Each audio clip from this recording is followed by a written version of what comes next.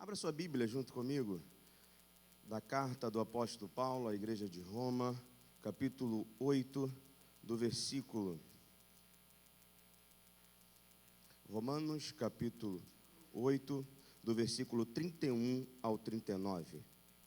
À medida que você achar o texto na palavra de Deus, pode assim mudar de posição, ficar em pé, para juntos fazermos a leitura do texto sagrado. Romanos, capítulo 8, do versículo 31 ao 39. Quem achou diz amém. Amém. Diz assim a palavra do Senhor. Que diremos, pois, à vista destas coisas? Se Deus é por nós, quem será contra nós? Aquele que não poupou o seu próprio filho, antes, por todos nós o entregou, porventura não nos dará graciosamente com ele todas as coisas? Quem tentará acusação contra os eleitos de Deus? É Deus quem os justifica. Quem os condenará? É Cristo Jesus quem morreu, ou antes quem ressuscitou, o qual está à direita de Deus e também intercede por nós. Quem nos separará do amor de Cristo? Será a tribulação, ou angústia, ou perseguição, ou fome, ou nudez, ou perigo, ou espada? Como está escrito: por amor de ti somos entregues à morte o dia todo. Fomos considerados como ovelhas para o matadouro. Em todas estas coisas, porém, somos mais que vencedores por meio daquele que nos amou. Porque eu estou bem certo de que nem a morte, nem a vida, nem os anjos, nem os principados, nem as coisas do presente, nem do porvir, nem os poderes, nem a altura, nem a profundidade, nem qualquer outra criatura poderá separar-nos do amor de Deus que está em Cristo Jesus, nosso Senhor. Senhor, nosso Deus e nosso Pai, graças te damos pela tua palavra. Palavra essa que nos orienta, palavra essa que nos alimenta. Se houve, Senhor, no dia de hoje a necessidade de nos alimentarmos pela manhã com um café, na hora do almoço, Senhor, e também o lanche antes de vir à tua casa, também há uma necessidade espiritual de se alimentar.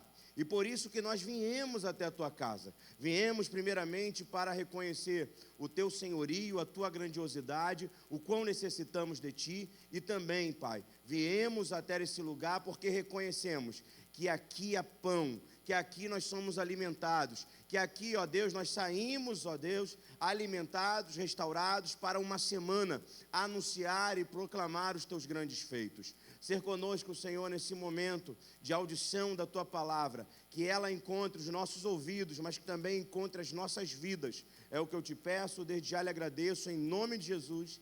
Amém e amém. Podeis assentar, querido, ao sentar, vira para essa pessoa bonita, abençoada que está do seu lado. Fala o tema dessa mensagem, que é: eu não e você. Porque é isso que o apóstolo Paulo ele diz na palavra. O apóstolo Paulo ele diz que nada vai separar ele do amor de Deus.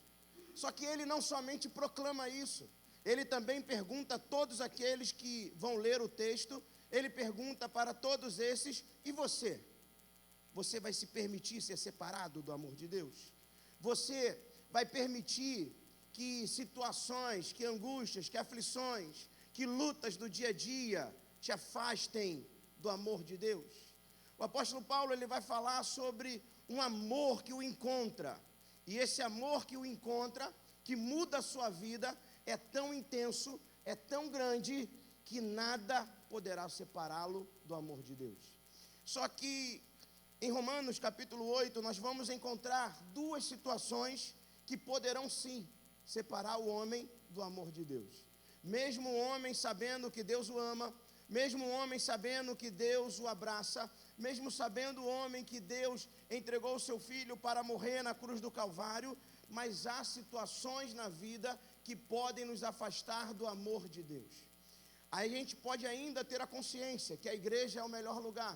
A gente pode ter a consciência de que Deus nos ama, mas viver afastados do amor de Deus e daquilo que Ele espera que nós sejamos nesse tempo e nessa geração. Ele começa Romanos capítulo 8, e é necessário entender que Romanos capítulo 8 é a continuação do que ele começa a dizer em Romanos capítulo 7. Romanos capítulo 7, se você está com a sua Bíblia aberta, junto comigo, leia aí Romanos 7, versículo 22, o que o apóstolo Paulo ele está dizendo, o que ele está expondo. Ele diz assim: porque no tocante ao homem interior, tenho prazer na lei de Deus. Mas vejo nos meus membros outra lei que, guerreando contra a lei da minha mente, me faz prisioneiro da lei do pecado que está nos meus membros. Desventurado homem que sou, quem me livrará do corpo desta morte? Graças a Deus por Jesus Cristo, nosso Senhor. De maneira que eu de mim mesmo, com a mente, sou escravo da lei de Deus, mas segundo a carne, da lei do pecado. No capítulo 7, o apóstolo Paulo, ele está dizendo, há uma luta dentro de mim. O bem que eu quero fazer, esse não faço, mas o mal que eu quero fazer, esse eu faço. Ele está dizendo que todos os dias ele acorda pela manhã e há um desejo no coração dele de viver para a glória de Deus. Há um desejo no coração dele de arrancar um sorriso de Deus. Há um desejo no coração dele de viver uma vida que agrada ao coração do Senhor. Mas ele percebe que dentro dele também há uma outra natureza que o leva a agir de uma forma diferente. E isso acontece comigo e com você também. Nós acordamos com a ciência. A palavra de Deus me diz que eu não posso cobiçar. A palavra de Deus me diz que eu não posso me corromper. A palavra de Deus me diz que há certas amizades que não é bom eu nutrir um relacionamento de intimidade. A palavra de Deus me restringe. A palavra de Deus me leva a um caminho de prevenção. Mas parece que eu, de forma natural, digo não à prevenção de Deus e entro pelo caminho de escolhas equivocadas. E na vida, querido, todos os dias, ao acordar, ao abrir os nossos olhos, ao reconhecer, o Senhor me deu mais um dia com fôlego de vida. Você agradece ao Senhor e pede a Ele sabedoria para viver aquele dia, não para você, mas viver esse dia para a glória de Deus. É isso que o apóstolo Paulo está dizendo em Romanos 7. Ele está dizendo, se eu me entrego de forma natural ao que eu quero, ao que eu desejo, eu não vou agradar ao coração de Deus. O apóstolo Paulo, ele reconhece que há um padrão que deve reger a sua vida. E esse padrão é o padrão de Deus para a sua vida. Ah, pastor, mas parece que em um momento ou outro, esse padrão é alto demais. Parece que em um momento ou outro eu não vou conseguir. Porque de uma forma muito natural, eu me coloco a desejar, a fazer aquilo que não agrada ao coração de Deus. E o apóstolo Paulo, ele nos desenha um cenário onde, na verdade, estamos em uma prisão, estamos em uma cadeia, estamos em uma realidade que nós não conseguimos nos desvencilhar. E assim ele termina o capítulo 7. Se Romanos acaba no capítulo 7, a gente teria uma real situação em dizer, não tem jeito para nós. Sempre estaremos num descompasso naquilo que eu quero fazer e o que eu não consigo fazer. Só que aí o apóstolo Paulo começa Romanos 8. E ele começa Romanos 8 com uma cena de um julgamento. Ele começa dizendo assim, Romanos capítulo 8, versículo 1. Agora, pois, já nenhuma condenação há para os que estão em Cristo Jesus. O apóstolo Paulo, ele está falando sobre, realmente havia uma culpa sobre mim e sobre você. Realmente as nossas decisões equivocadas, escolhas erradas, o desejo natural pelo pecado e pelo erro, realmente incute sobre mim e sobre você uma culpa. Nós não somos indesculpáveis do nosso erro, mas sim, realmente somos culpados de tudo aquilo que nós fazemos de errado. Só que o apóstolo Paulo, ele começa a estabelecer um novo princípio e dizendo, agora pois, já nenhuma condenação há para os que estão em Cristo Jesus. Jesus, ele começa um novo tempo. Quando ele morre na cruz do Calvário, quando ele se faz pecado por mim e por você, ele se faz pecado para que eu e você entendemos que não há mais condenação. Que agora eu posso viver nele essa nova vida, mas é necessário entender isso e agora começar essa nova vida de uma forma real. Essa transformação, ela se dá pelo entendimento somado a uma vida de intensidade com Deus. Não é uma vida somente do ritual de cada culto. O ritual de quarta, o ritual de domingo, o ritual de quinta-feira, o envolvimento em algumas ações do ministério, mas é uma vida real com Cristo diária. Uma vida onde você é impactado por aquilo que Ele faz, por aquilo que Ele realiza na sua vida. É quando eu entendo que quando eu estou em Cristo Jesus, agora eu não penso mais do jeito que eu pensava, mas agora eu passo a pensar como Cristo pensa. Eu começo a agir como Cristo age e eu começo a reagir como Cristo reage. Porque o caminhar com Deus nos transforma. Porque o caminhar com Deus começa a alinhar o nosso pensamento sobre a vida. E porque o apóstolo Paulo, ele quer nos trazer essa noção jurídica de que minha conta foi paga, que não há mais condenação. Porque eu preciso lembrar que alguém já pagou o alto preço por mim. Não há mais dívida. Colossenses capítulo 2, versículo 14 vai dizer: a cédula que nos fazia condenados fora rasgada quando Cristo Jesus morreu na cruz do Calvário. Isso é motivo no qual a gente glorifica, a gente exalta, e também é um benefício, porque quando Cristo morre na cruz do Calvário, Ele nos imerge na sua vida, para começarmos a viver em novidade de vida.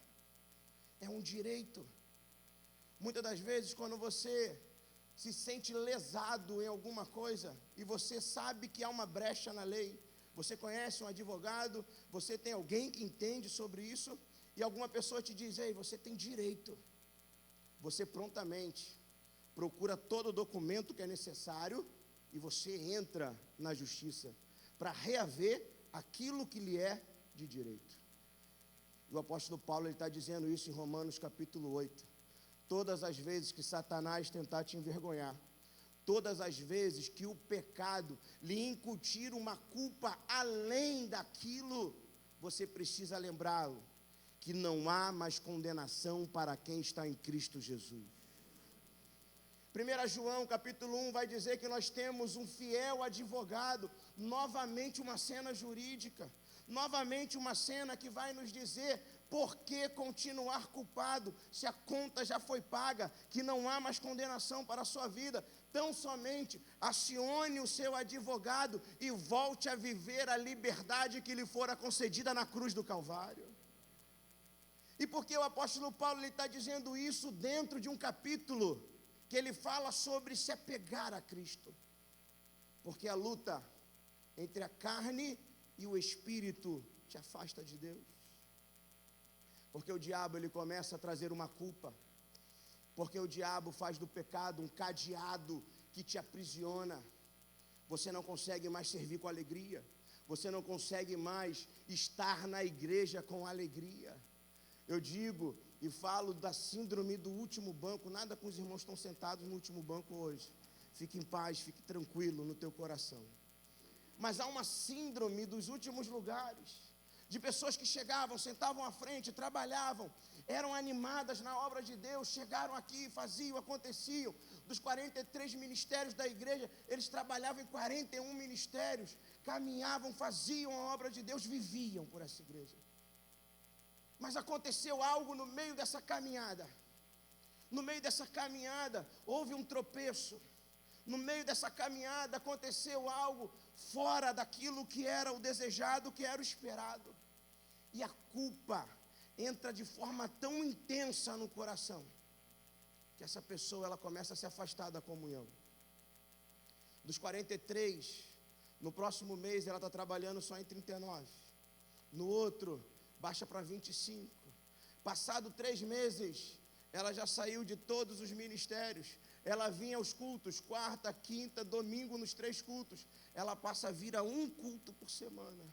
E depois, para vir somente na Santa Ceia, e olhe lá.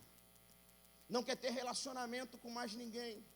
Ela vem à igreja, ela ouve a palavra, vai embora, mas não quer se relacionar com ninguém. E entendendo que igreja é lugar de relacionamento. Primeiro, relacionamento com Deus, e depois relacionamento com os irmãos, porque quando eu me aproximo de Deus, eu melhoro como pessoa. Então o relacionamento entre pessoas melhora, porque me relacionar com Deus me melhora como pessoa.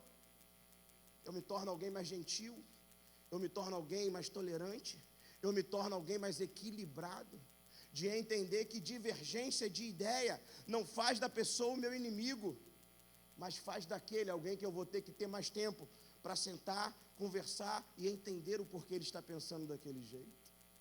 Mas isso é quando eu me aproximo de Deus, é quando eu estou perto de Deus. E ele está dizendo aqui, o apóstolo Paulo, que não há mais condenação para quem está em Cristo Jesus. Não é aquele que sabe que Jesus morreu, não é aquele que frequenta a igreja, mas é aquele que está em Cristo, aquele que é mudado, aquele que é transformado, aquele que tomou posse desse sacrifício que o livra do poder do pecado e que agora o coloca em novidade de vida. Essa novidade de vida é porque, pastor, como que acontece essa novidade de vida? É porque a conversão nos traz uma nova natureza. Mas a velha natureza, ela morre? Não. A velha natureza, ela continua aí dentro de você. Conversão é acréscimo de uma nova natureza. Não é morte da velha natureza e acréscimo de uma nova natureza. Conversão é Deus te dando uma nova natureza, mas haverá concorrência aí dentro de você. Carne e espírito. Abra comigo, querido, sua Bíblia. Gênesis, capítulo 3.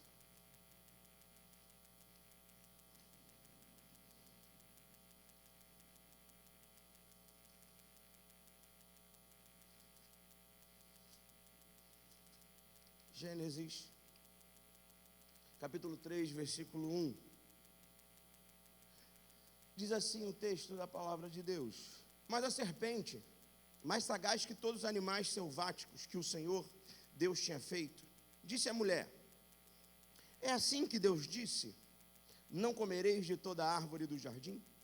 Respondeu-lhe a mulher: Do fruto das árvores do jardim podemos comer, mas do fruto da árvore que está no meio do jardim, disse Deus: Dele não comereis nem tocareis nele, para que não morrais. Então a serpente disse à mulher: É certo que não morrereis, porque Deus sabe que no dia em que dele comerdes, se vos abrirão os olhos, e como Deus sereis conhecedores do bem e do mal. Deus havia dado uma ordem a Adão e a Eva. Deus já tinha dado prova de amor. Deus já tinha plantado todo um jardim, colocado Adão e Eva ali. Não lhes faltava nada naquele jardim. Eles tinham de tudo. E eles tinham um bônus, que era ao final de todos os dias, uma conversa regenerativa com o Criador. Você imagina, às vezes, a gente de vez em quando fala: eu preciso de um psicólogo, eu preciso de um terapeuta, eu preciso falar, eu preciso conversar. Adão e Eva tinham nada mais, nada menos que o Senhor todos os dias para conversar, no final da tarde. E o Senhor, em uma dessas conversas, diz para eles: de tudo que tem aqui vocês podem tocar, vocês podem colocar a mão, só não toca nessa árvore aqui do conhecimento do bem e do mal. A restrição do Senhor para as nossas vidas sempre é como prevenção. Nós não sabemos porque o Senhor está restringindo, mas Ele sabe de todas as coisas, Ele conhece todas as coisas. Eu sempre digo isso, eu e você somos limitados, eu e você só conseguimos saber o que está acontecendo em 5 de outubro, às 9h10 da noite, mas o Senhor já sabe como que a gente vai voltar para casa, o Senhor já sabe o que a gente vai lanchar daqui a pouco, o Senhor sabe como vai ser a segunda, a terça, a quarta e a quinta. Então, se Ele diz não, guarde no seu coração que é a melhor coisa para a sua vida. Restrição do Senhor é bênção para a nossa vida. Mas Adão e Eva não tinham entendido isso ainda. Adão e Eva recebem uma restrição do Senhor. O texto não diz quanto tempo depois, mas é fato que houve resistência. É fato que logo depois que o Senhor falou, houve ali logo uma curiosidade e eles foram comer, não. Eles precisaram de um fator externo, a aliança, para pecar. E não é diferente conosco aqui. Se nós aqui não saíssemos mais dessa igreja, se nós ficássemos aqui em cultos, em adoração, saíssemos daqui para o retiro na estância, ficássemos lá uma semana, depois voltássemos para cá e para culto, ninguém mais pecaria. Seria o céu. Só que não é essa a nossa realidade. Nós saímos daqui. E quando saímos daqui, dessa esfera, de onde a aliança nos protege, nos guarda, haverão discursos concorrentes. E é isso que acontece com Adão e com Eva. Um certo dia, diz o texto, que aparece uma serpente falando. E ela faz uma proposta para Eva. Eva, come aí dessa árvore. A árvore é bonita, o fruto é bonito.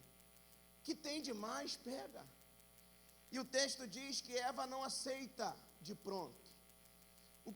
A primeira ação de Eva é guardar a palavra. A primeira ação de Eva é dizer, não, o Senhor me disse que não era para tocar. Só que Satanás, ele maqueia e vai de encontro à verdade e enfraquecer o discurso. E não é diferente a forma que ele trabalha nos dias de hoje. Você ouve uma palavra no púlpito da sua igreja, o seu bispo prega, o seu pastor prega, o seu líder de ministério prega, você sai cheio daquela palavra para a sua vida, mas chegando na sua vida, haverão discursos concorrentes, haverão discursos que tentarão enfraquecer a palavra de Deus. É nesse momento que você precisa se colocar de pé e entender, o Senhor me chamou para ser diferente, o Senhor me chamou para ser nessa geração, aquele que guarda os princípios e valores. Eu não vou me contaminar. É sobre isso que o apóstolo Paulo está dizendo. Há algo que milita dentro de mim. Há um desejo por pegar aquele fruto. Há um desejo por pecar. Porém, a palavra de Deus me diz, não toca, não pega. E é por isso que nós esperamos e glorificamos ao nome do Senhor. É necessário, querido, entender que há uma luta estabelecida dentro de nós. No momento que levantamos a nossa mão a Cristo, no momento que passamos pelas águas batismais, nós recebemos uma nova natureza, mas há uma velha natureza dentro de nós que milita todos os dias. Mas é entender como o texto diz, não há mais condenação para aqueles que estão em Cristo Jesus. Estar em Cristo Jesus é ter uma vida transformada pela intensidade da relação que nós temos com Jesus. Quando eu digo intensidade, eu não falo o quanto você faz na igreja, mas eu falo o quanto você se relaciona com Cristo e o quanto essa relação com Cristo te transforma a cada dia. O quanto essa relação com Cristo te melhora a cada dia. Nessa caminhada de se relacionar com Cristo, vai haver um abandono pelo desejo pela carne. Não é de não ser tentado. A tentação acontecerá, o desejo virá, mas por você caminhar com Cristo, andar com Cristo, ser modificado e transformado por Cristo, haverá um desejo de querer continuar perto dEle. E não é assim que nós fazemos na nossa vida, na nossa caminhada dia a dia. Há coisas que você tem vontade de fazer, mas você sabe que aquilo vai entristecer a pessoa que caminha contigo. Aquilo entristece a pessoa que está ao seu lado. A pessoa já disse, eu não gosto, dentro de uma relação de amizade, tem pessoas que são muito claras e dizem, eu não gosto desse jeito que você brinca. Eu não gosto desse jeito que você fala. E para você continuar amigo, para você não trazer dolo para a relação, você se abstém daquele comportamento. Ainda que você olhe e você diga, mas não tem nada demais. Esses dias mesmo em casa, eu cheguei e brinquei de um jeito com minha esposa, mas querido, que confusão que deu em casa. Você já brincou de um jeito em casa achando que ia agradar? que arrancar sorriso deu confusão? Levanta a mão, para eu achar que não sou só eu que estou nesse barco. Rapaz, eu cheguei, brinquei, mas que confusão. Quase que eu falei, liguei para o diácono, falei, preciso fazer congresso de casais, querido. Fazer aí, casado para sempre, umas 5 semanas direto. E sentou, e conversou, e ajustou. Mas é algo que ela não gosta. É uma brincadeira que não fere, é uma brincadeira que não vai trazer problema nenhum, mas ela não gosta. E aí é necessário entender se não gosta. E eu te amo. E eu quero viver bem contigo, eu quero caminhar bem contigo, então eu nunca mais vou fazer. Guardei aqui no meu HD, querido. Às vezes me dá vontade de fazer, eu lembro, para. E não é diferente com a palavra de Deus, querido. Na palavra de Deus há coisas que Deus ele não gosta, há coisas que Deus abomina, há coisas que Deus, ele enviou o Filho dele na cruz do Calvário para que a gente não faça mais. Mas ele nos deu também algo chamado livre-arbítrio. Livre-arbítrio não é liberdade para pecar. Livre-arbítrio é reconhecer a inteligência que Deus nos deu e fazer a escolha correta diante do conflito. Diante do conflito, diante do discurso enfraquecido pelo diabo, eu preciso olhar para a minha vida e dizer, eu quero agradar o coração de Deus, eu quero permanecer amigo de Deus, é por isso que eu digo não a essas coisas.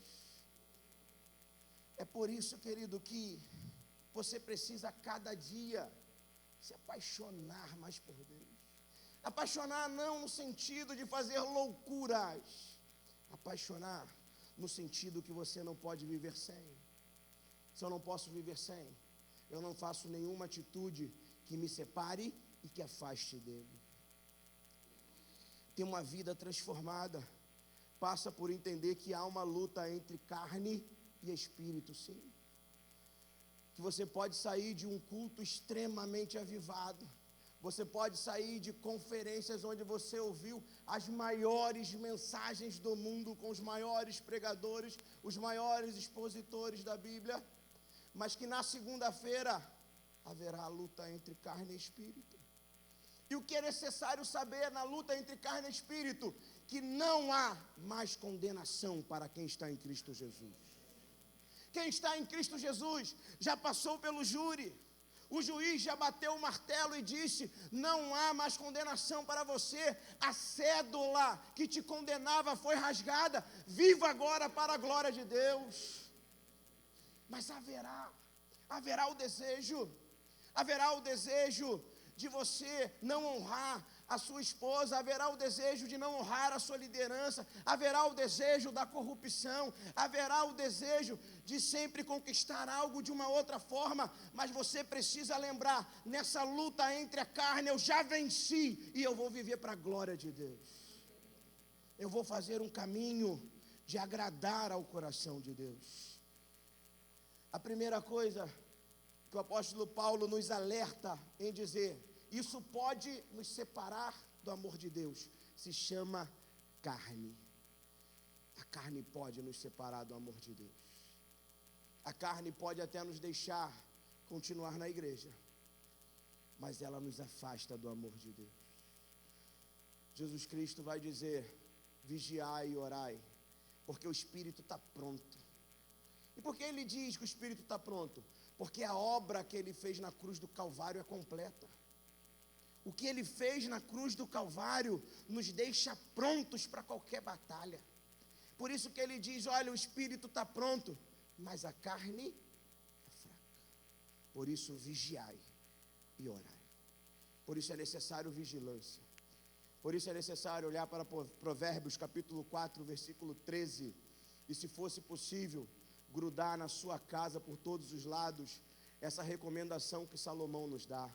Apega-te à palavra, não largues, e guarda essa palavra no teu coração, até o ponto dela se tornar a sua vida. A palavra de Deus não é somente um livro, não é somente um sistema doutrinário, mas a palavra de Deus precisa ser a nossa vida.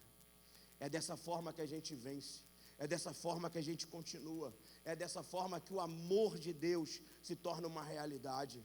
E Romanos capítulo 8, versículo 18, o apóstolo Paulo, ele cita a segunda coisa que pode nos separar do amor de Deus. Ele diz aí no versículo 18: porque para mim tenho por certo que os sofrimentos do tempo presente não podem ser comparados com a glória a ser revelada em nós.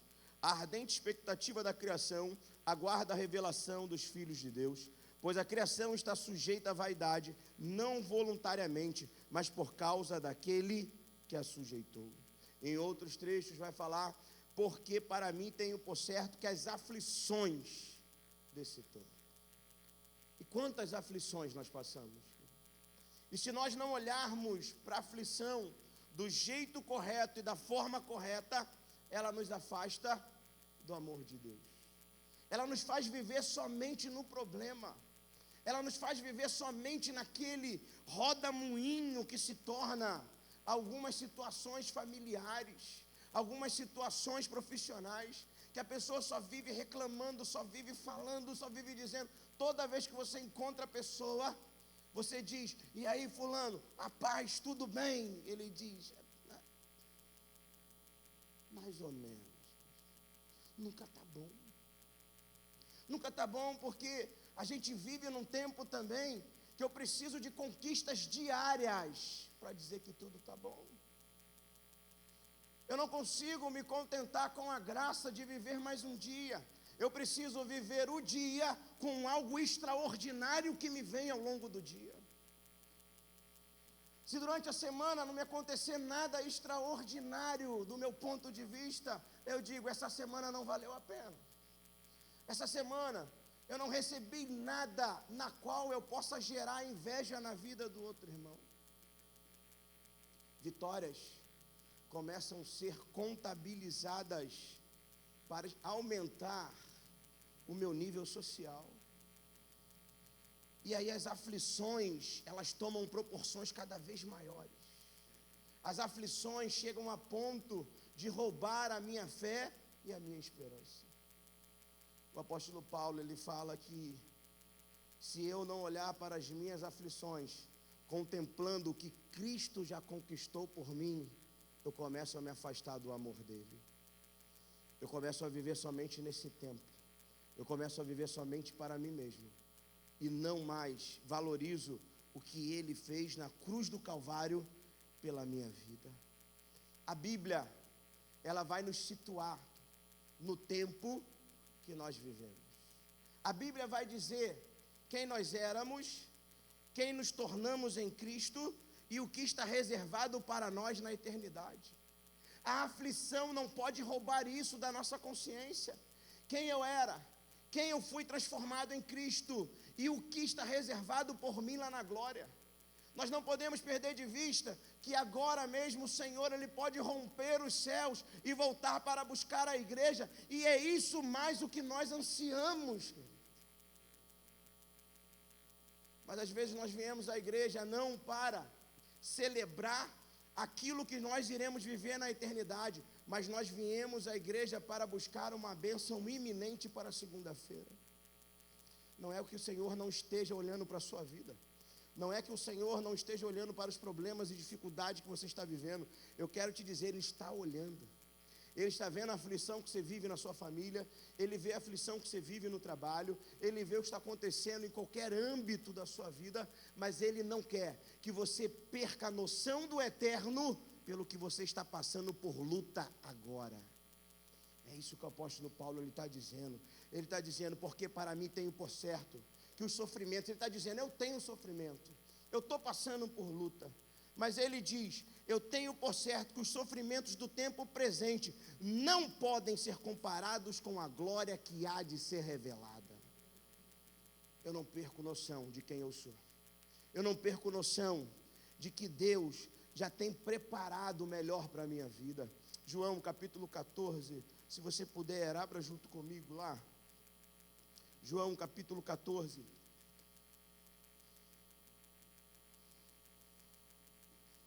Jesus, ele está chegando ao final da sua caminhada aqui na terra. Jesus já está sentindo o cheiro da cruz. e ele faz essa caminhada e ele olha para trás e ele percebe algo diferente no semblante dos discípulos. Diz assim o que Jesus fala para os seus discípulos: não se turbe o vosso coração, credes em Deus, crede também em mim. Na casa de meu pai há muitas moradas, se assim não fora, eu vou-lo teria dito, pois vou preparar-vos lugar, e quando eu for e vos preparar lugar, voltarei e vos receberei para mim mesmo, para que onde eu estou, estejais vós também. Os discípulos depositaram em Jesus não somente uma transformação espiritual, mas também estavam depositando em Jesus uma transformação social. Antes eles eram pescadores, antes eles eram alguém que estavam à margem da sociedade, não tinham voz, não tinham notoriedade, não tinham expressão.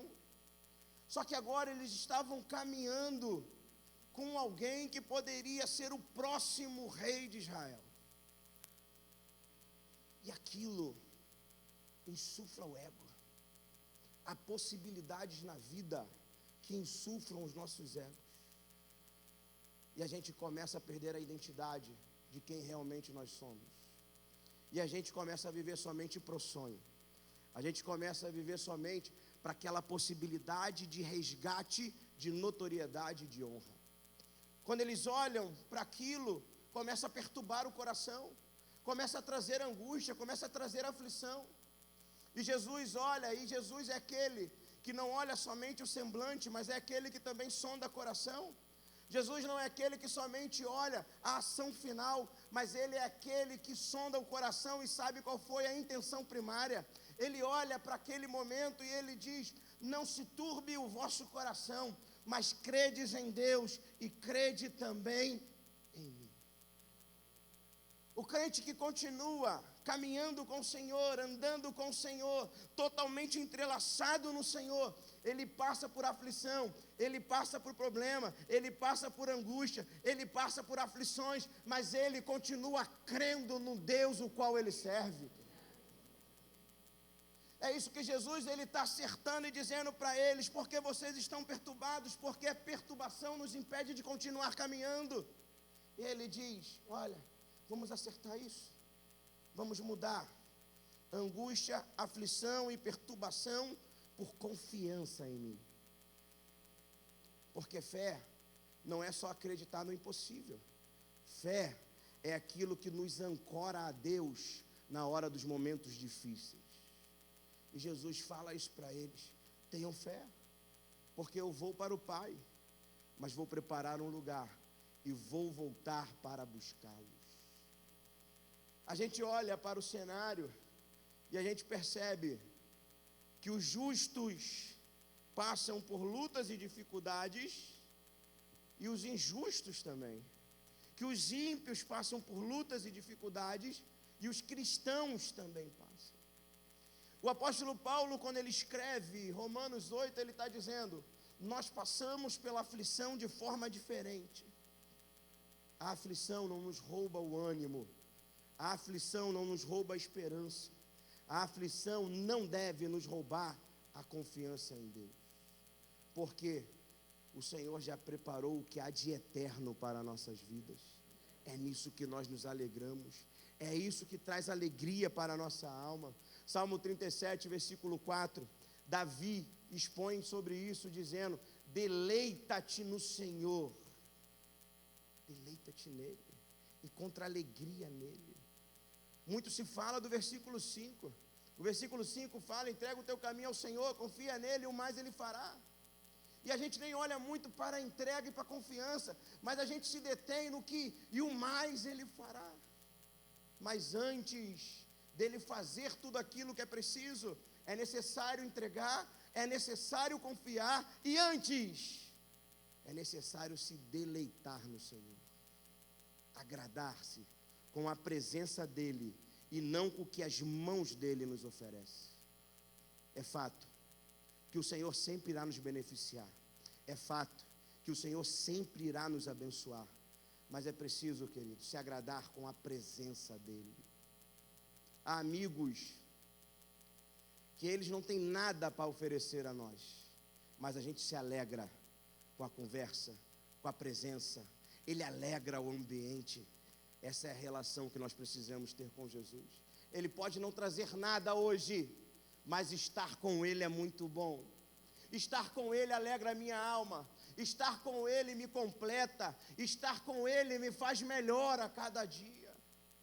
Jesus, o apóstolo Paulo está falando sobre isso. Olha, haverão dificuldades, haverão aflições, mas não deixe a aflição roubar o teu coração, porque haverá um momento onde você estará com o Senhor na glória, e isso é muito melhor, muito melhor. E ele termina chegando no versículo 31, dizendo: que diremos, pois, à vista destas coisas? Se Deus é por nós, quem será contra nós? Ele está trazendo a imagem do embate, de alguém que confronta, de alguém que vem para nos impedir de ser tudo aquilo que ele sonhou e desejou. Só que ele diz: se Deus é por nós, quem será contra nós? Se nós confirmamos aliança com Ele todos os dias, o que poderá nos afastar da sua presença? O que poderá roubar a alegria? E novamente ele traz uma cena de um julgamento e novamente diz: quem irá nos condenar? Se o preço já foi pago, se Ele já me libertou, se Ele já me inseriu em uma novidade de vida. E no versículo 37, ele diz: em todas estas coisas, porém, somos mais que vencedores por meio daquele que nos amou.